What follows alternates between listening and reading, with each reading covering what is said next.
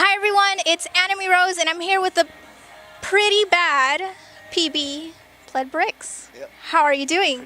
I'm doing well. I'm doing well. It's a beautiful day here. I just had I had some French toast lollipops actually for lunch. So, yeah. Lollipops for lunch. Is that enough?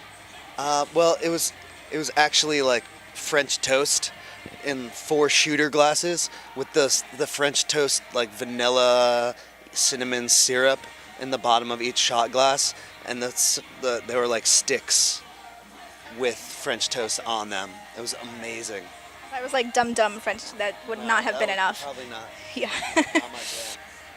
So how is tour going for you guys? It's the last day of the U.S. It's the last Yeah. day, and I'm pretty sad because I'll miss all of the friends that I made on tour, and you know it's amazing getting to play our music all the time. So taking a little break from that, I'll be sad, but I'll get to work on some new music and stuff. So That's good. We'll get to that later, won't we? Okay. So let's get down to it. A general question: what is a favorite song that you guys perform live? definitely Away We Go is my favorite to perform because, as you'll see, it's a total workout.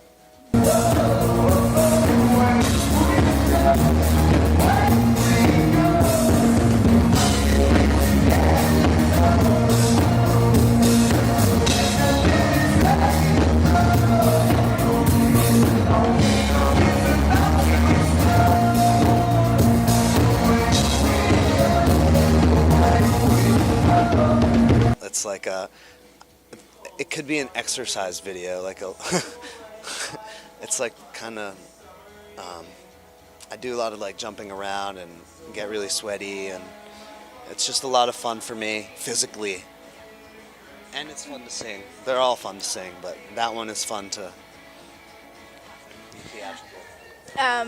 Do you have a favorite show so far from this tour?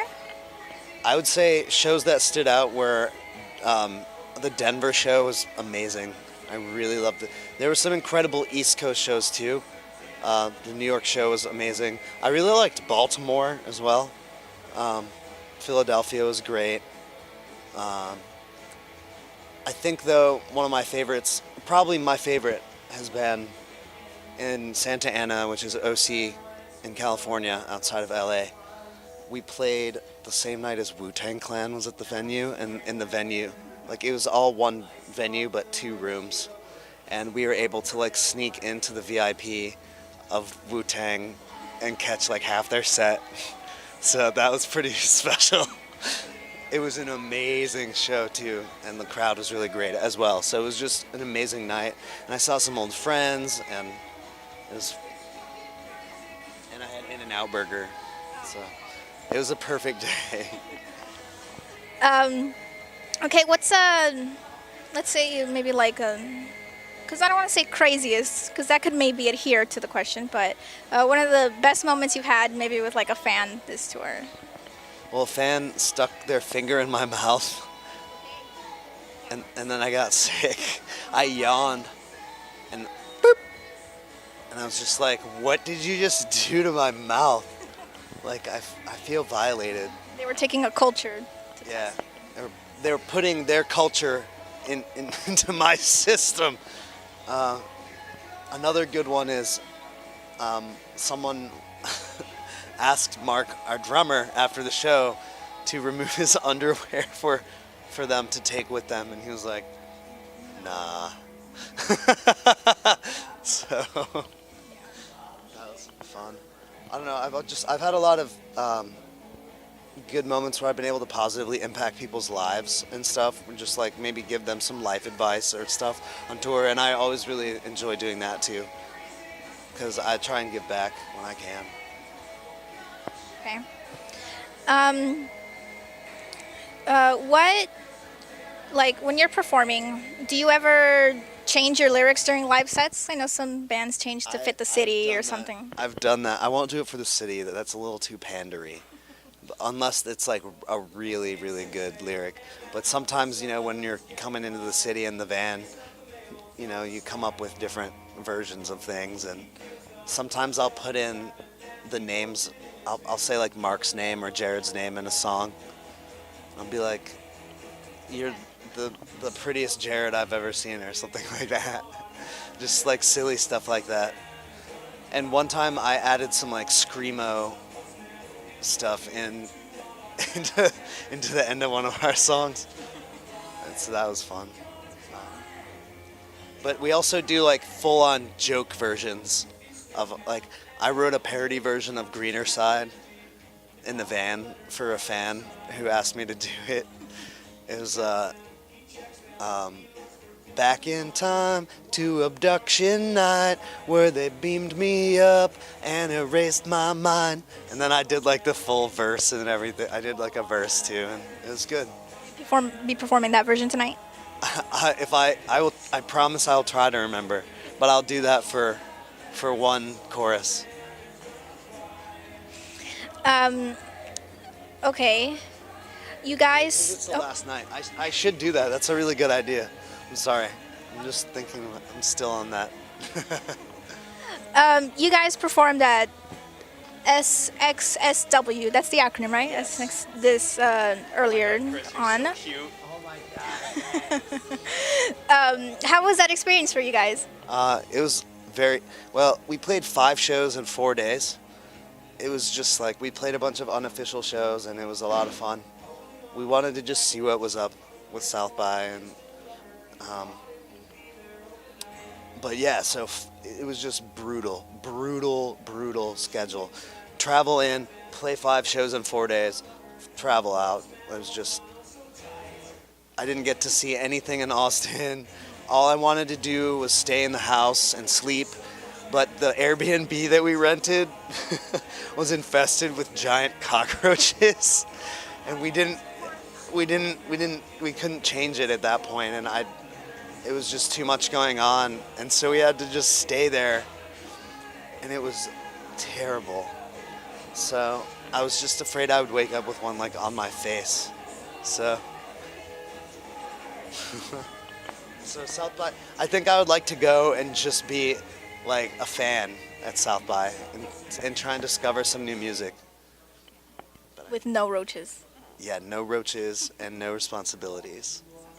Yeah. Okay. You guys released your EP last July. Do you guys have a specific kind of process that you put into producing this EP? Yeah. Well, we work with producers in LA who are extremely talented dudes, and primarily they do hip hop and pop, and I think they do a bit of R&B as well. And I mean, they do a little bit of everything, but they aren't like their main thing is not rock.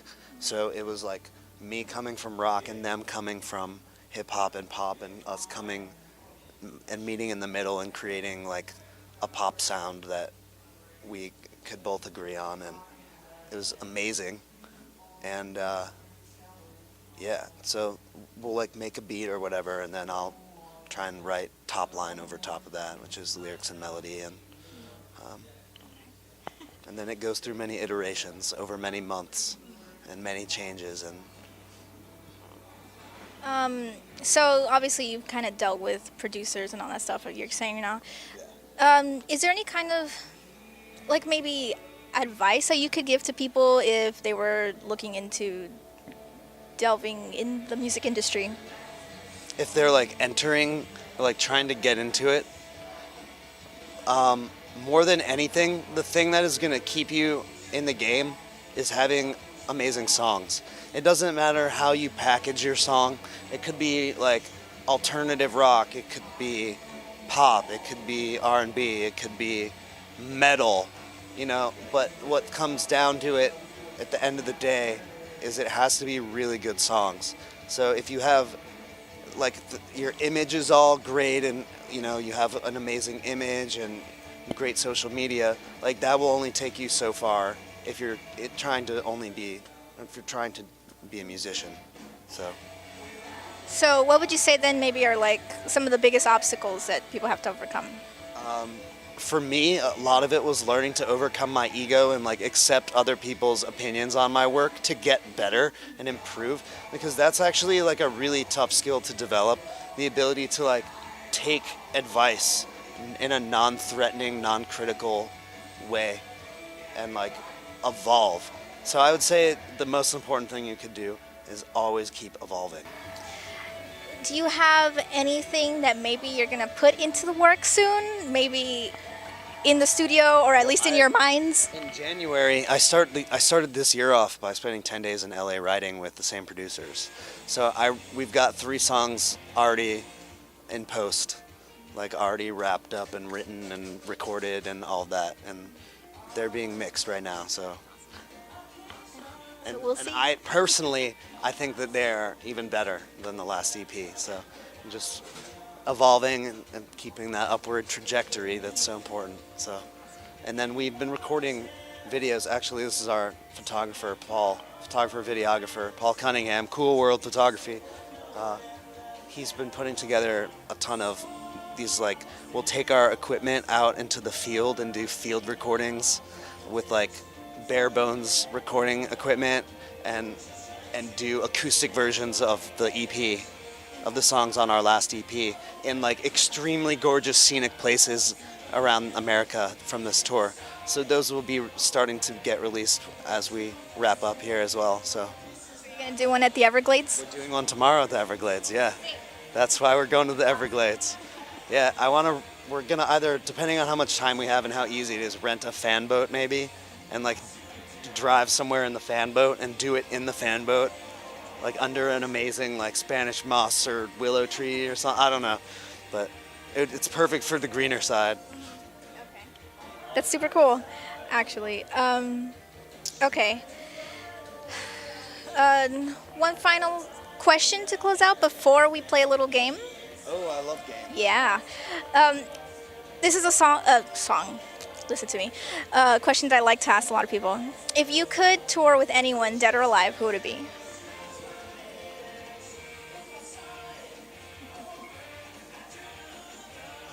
Can I do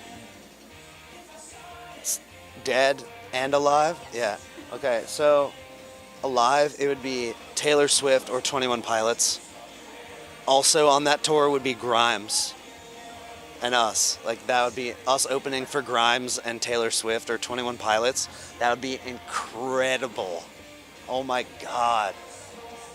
People would freak out. That would be incredible. And I would be like dying the whole time because I love Grimes.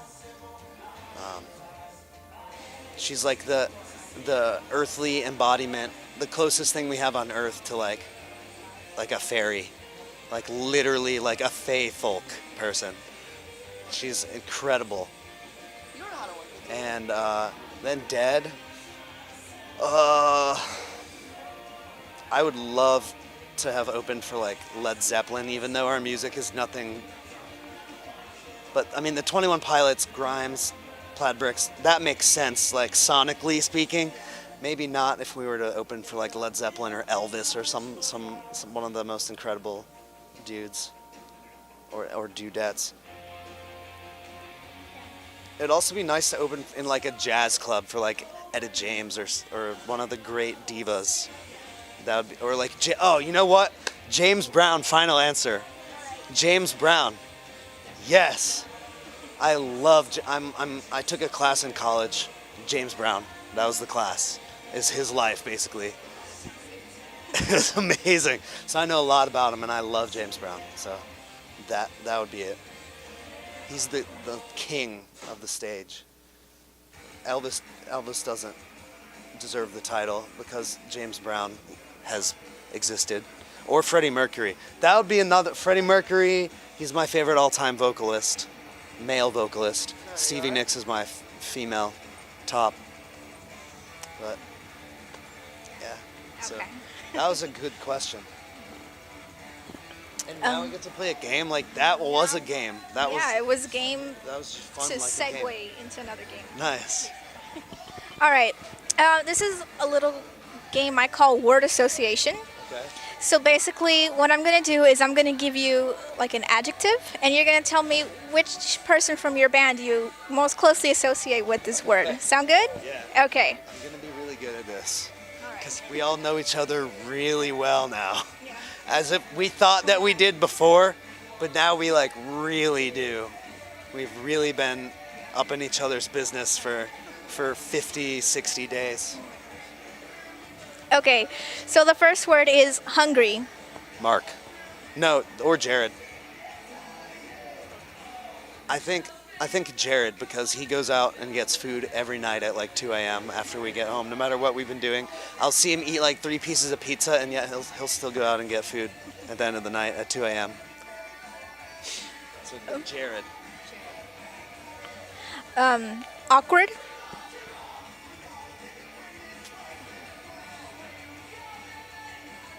We're all kind of awkward, I guess. A little bit Collective in our group of own ways. Yeah. Third one, charming. Me, of course. No competition. The fourth one, fangirl. Fangirl. I fangirl hard about bands, but if anyone says Taking Back Sunday, Mark will be like, ah! Or if anyone says like Churches, like Jared will fangirl.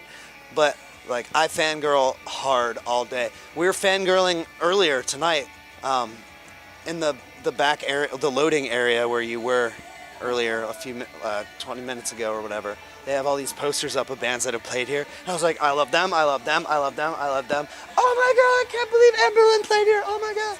And just like stuff like that. All right. Drunk. None of us really. I actually stopped drinking, so I don't drink at all for like over 3 years now, and I'm drunk on life though.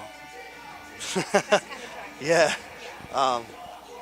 Yeah. No one really. I mean, Mark probably drinks the most out of all of us, but he doesn't have like a drinking problem or anything, which is really good in this industry. Like, I consider myself an emotional drunk. I don't drink, but I just get drunk on emotions. So. When I used to drink, I would be like the happy, gregarious dude, and then I would turn into the emotional, like. Okay. The fifth one, adorable. Jared. Adorable and hungry. Yes. Next, lazy. None of us are lazy. Okay. Just a group of active testosterone-filled men. We're not like bro-y like that. No. I don't even like sports. So. Mature. I play sports. I play soccer. Soccer's good. Yeah, but I don't watch sports. Important distinction. So mature. That'd be me. I'm like, we need to get back to the hotel now. Now. I just want to go home and sit in my hotel. That's all. We had a day off. We were gonna go do something. They went and did stuff. I sat in my hotel.